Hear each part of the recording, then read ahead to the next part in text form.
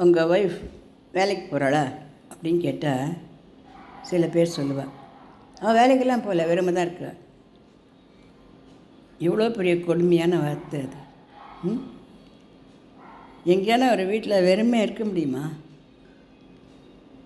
வேலைக்கு போயிட்டு வீட்லேயே வேலை செய்கிறவளுக்கு ரொம்ப அதிகமான வேலை சுமை தான். ஆனால் வீட்டிலேயே இருந்து வேலை செய்கிறவளுக்கு 2 மடங்கு சுமை. அதை சொல்லில் அடக்க முடியாது. வேலைக்கு போகிறவளுக்கும் ரொம்ப கஷ்டம்தான். வேலைக்கு போகிற பெண்களும் பயங்கரமான கஷ்டத்துக்கு தான் இருக்கா. அங்கேயும் வேலை பார்க்கணும், இங்கேயும் வேலை பார்க்கணும். ஆனால் வீட்டில் இருக்கிற பெண்கள் ஒன்றும் வெறுமை இல்லை. அவள் என்னென்ன பண்ணுறான்னு சொல்லலாமா, பார்க்கலாமா? விடியற்காலை 5 மணிக்கு எழுந்துக்கிறா, ஒரு 1/2 hour வாக்கிங் போகிறா, பல் தேய்க்கிறா, குளிக்கிறா, கிச்சனில் பூந்துக்கிறா, காலையில் டிஃபன் பண்ணுறா, மதியத்துக்கு சாப்பாடு பண்ணுறா. இது அத்தனையும் அந்த 8 மணிக்குள்ளே பண்ணியாகணும். கையங்காலும் பம்பரமாக இருந்தால் தான் பண்ண முடியும். அப்படியே மெதுவாக பண்ணி தான் ஒன்றும் பண்ண முடியாது. பண்ணுறாளா? குழந்தைகளை பார்க்குறா, குட்டிகளை பார்க்குறா, அதுக்கு சாப்பாடு போடுறா, இதுக்கு சாப்பாடு ஊட்டுறா, அந்த குழந்தை கொண்டு பிள்ளை கூட விட்றா, ஹஸ்பண்ட் ஆஃபீஸ்க்கு அனுப்புகிறா. ஆமாம், பல வீடுகளில் ஹஸ்பண்ட் ஆஃபீஸ் அனுப்புறது பெரிய காரியம். அவளை கமிச்சு தான் அவள் ஆஃபீஸ் போவாள், புரியுதா? அப்புறம் வீட்டில் இருக்கிற பெரியவா அவளுக்கு ஹெல்ப் பண்ணுறா, அவளை பார்த்துக்கிறா. பெரியவாளை பார்த்துக்கிறது, குழந்தைகளை பார்த்துக்கிறதுன்றது உலகத்திலே ரொம்ப பெரிய கஷ்டமான வேலை. உண்மை, பார்த்தினா தான் தெரியும் எப்படின்னு. ஆச்சா? அப்புறம் அவளுக்கு சாப்பிட்றதுக்கு கொடுக்குறா, அவளுக்கு ட்ரெஸ் போட்டுக்கிறதுக்கு, அப்புறம் அவளுக்கு பூஜை கீஜை பண்ணுறதுக்கு, இதுக்கெல்லாம் பண்ணுறாளா? இப்போ என்ன மணி ஆகும்? 10 மணி ஆகும். அது இருக்கிற எதுவும் வாயில் போட்டுருக்க மாட்டா, ஒரு காப்பி தவிர. என்ன பண்ணுவா? ஏதாவது அப்போ தான் டிஃபன் எடுத்து வச்சுன்னு கொஞ்சம் சாப்பிட்டுப்பா. அது ஒரு 10 நிமிஷம் 15 நிமிஷம் அவளுக்கு ரிலாக்ஸ் தான். சாப்பிட்டோன்னே அப்படியே கண்ணை அசந்து படுத்துக்க முடியுமா? முடியாது. போய் கிச்சனை என்ன பண்ணணும்? க்ளீன் பண்ணணும். க்ளீன் பண்ணி துடைக்கணும். மிக்ஸி துடைக்கணும், ஜாரை துடைக்கணும், மோடையை துடைக்கணும், தரையை துடைக்கணும், பாத்திரத்தை அலம்பணும், துடைக்கணும், கவுக்கணும், நிமித்தணும், வைக்கணும். இது மட்டுமா?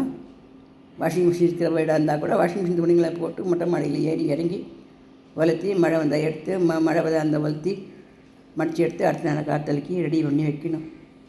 சாப்பாடு தயார் பண்ணி வைக்கணும், துணிகளை தயார் பண்ணி வைக்கணும், வீட்டில் பெரியவர்களை பார்த்துக்கணும், குழந்தை குட்டிகளை இருந்தால் பார்த்துக்கணும். இதுக்கு நடுவில் அவளுக்கு கிடைக்கக்கூடிய கேப் என்ன இருக்குது? இதுக்கெல்லாம் பண்ணிட்டு வரத்துக்கூடிய 1 மணி ஆகிடும். திரும்பி பஸ் சாப்பாடு கட்டிட்டு குழந்தைங்களுக்கு சாப்பாடு போட்டுறதுக்கு ஸ்கூலுக்கு போகணும். அதாவது பெரிய பெரிய குழந்தைகளாக இருக்குது, அப்படி சாப்பாடு கொடுத்து அனுப்பிச்சிட்டோம் அப்படின்னாக்கா அவளுக்கான அந்த 1 மணியிலேருந்து 2:30 மணி வரைக்கும் டைம் இருக்கும். காத்தால் 5 மணிலேருந்து 1 மணி வரைக்கும் நம்பரமாக சொல்கிறவளுக்கு 1 மணி நேரம் ரெஸ்ட்டு வேண்டாமா? அது அவளால் தூங்கலாம் முடியாது. என்ன உட்காந்துக்கலாம் அமைதியாக, அவ்வளோதான்.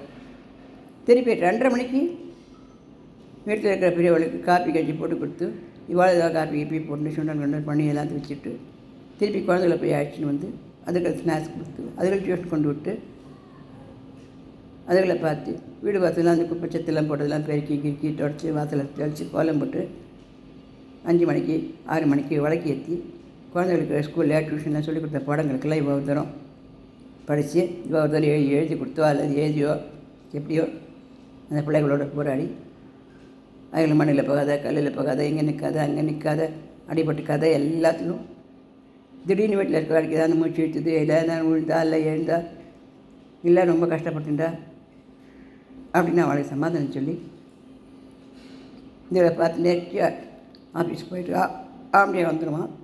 அப்புறம் அவரை கொஞ்சம் கவனிக்கணும். கவனித்து ராத்திரிக்கு சமைச்சு போய் படுக்கச்சு மணி 11 ஆகும். இதில் வீட்டில் வெறுமை இருக்கிற பொம்நாட்டிகளுக்கு எங்கே ரெஸ்ட் இருக்குது?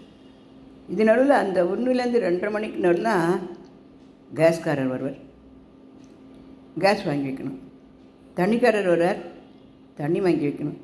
அட்ரஸ் தெரியாத யாரோ வந்து நம்மக்கிட்ட கேட்பா. நம்ம கண்ணை மட்டும் தூங்கலாம் முடியாது. டபக்குன்னு ஏந்தி வந்து அவளுக்கு இங்கே இல்லைங்க அட்ரஸ்ஸு, இது வேறு அட்ரஸ்ஸு, இதே பேர் தான், ஆனால் இந்த ஸ்ட்ரீட்லேருந்து வேறு ஸ்ட்ரீட்டு அப்படி தான் ஓட்ட சொல்லி நம்ம தூங்கலாக இருக்க முடியாது. இதனால் வீட்டில் இருந்து ஜோதிடம் சொல்கிறேன், ஸ்லோகம் சொல்கிறேன், பாட்டு சொல்கிறேன், இதாக பண்ணிக்கோன்னு அந்த 11லேருந்து 1:30 2 மணி வரைக்கும் அந்த வேலை விஷயத்துக்கு சரியாக போடும். இதில் எங்கே வீட்டு பெண்கள் வெறுமை இருக்க முடியும்? சனிக்கிழமை நேரத்துக்கு வந்தால் அதுக்கு மேலே நிறைய வேலையை தவிர குறைவான வேலை இல்லை. வீட்டில் இருக்கிற டீ போட்டு கொடுத்தே அவனும் கை கால் அசைஞ்சு போடும். மிச்சம் இப்போ என் மனைவி ஆஃபீஸ்க்கெல்லாம் போகல, வெறுமை தான் இருக்கா. அந்த வார்த்தையை சொல்லக்கூடாது. என் மனைவி வீட்டில் வேலைகளை பார்த்துக்கிறேன், வீட்டை பொறுப்பாக பார்த்துக்கிறா. நான் ஆஃபீஸுக்கு போயிட்டு வரேன், அதில் சிக்கனமாக கொடுத்துனம் பண்ணுறா, சமத்தாக இருக்கா, வீட்டை நல்லா பார்த்துக்கிறா, எங்கள் அம்மா அப்பா பார்த்துக்கிறா, என் குழந்தைகளை பார்த்துக்கிறா, என் வீட்டை பார்த்துக்கிறா. வீட்டுக்கு ஒரு பொறுப்பான மனுஷியாக இருக்கா. அவளுக்கு வேலைக்கு போக வேண்டிய அவசியம் இல்லை, அல்லது வேலைக்கு போகக்கூடிய சூழ்நிலை இல்லை, அதனால் அவள் போகலை. அப்படி சொல்லணுமே ஐயா, என் முண்டாட்டி வெறுமை தான் இருக்கா, வேலைக்கு இல்லையா எதுவும் போகல. இப்படி சொல்கிறது எவ்வளோ கொடுமைன்னு எனக்கு தெரியுதா? இனிமேல் நம்ம சொல்ல வேண்டாம், சரியா? இந்த பதிவை பிடிச்சிருந்தா லைக் பண்ணுங்கள், ஷேர் பண்ணுங்கள், சப்ஸ்கிரிப்ஷன் கொடுங்க.